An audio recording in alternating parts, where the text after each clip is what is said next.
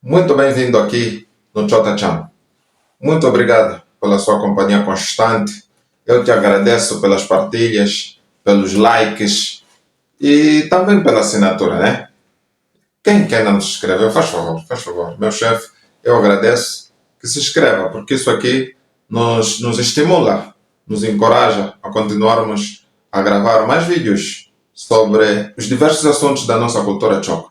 Aqui no Chota Chan, nós temos uma única missão, é proliferar, compartilhar um pouquinho daquilo que é a riqueza do povo choca. Para hoje, trago o seguinte provérbio.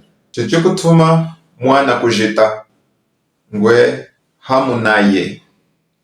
Chichuku muhilu isako. Chichuku muchinyisa ngwe womanaye. Repito. Chichuku tuma mwana kujita ngwe hamunaye. Chichuku muchinyisako ngwe womanaye. A tradução é a seguinte. Eu não vou evitar fazer fugir o filho da guerra, como se eu fosse o covarde, o tal medroso, o mais medroso. Todavia, também não lhe vou mandar para a frente de combate, como se eu fosse o mais corajoso. Parece antagônico.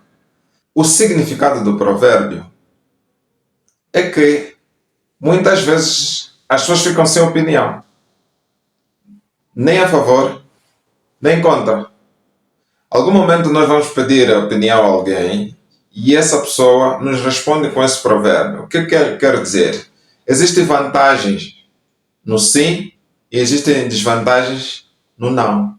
Ou seja, se ele disser sim, há dois prováveis cenários, positivo e negativo. Se ele disser não, há dois prováveis cenários, positivo e negativo no seu não.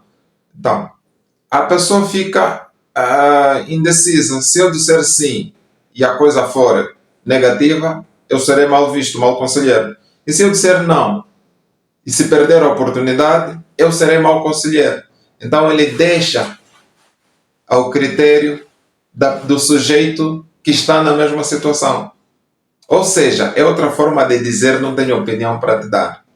Então ele diz: Chichuku tuma mwana kujita, ngwe hamunaye, na wa chichuku mchinyisako, ngwe womanaye.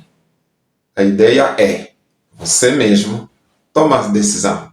Eu não tenho opinião para te dar. É possível nós chegarmos a um momento e não sabermos se vamos decidir, aconselhar a favor ou contra.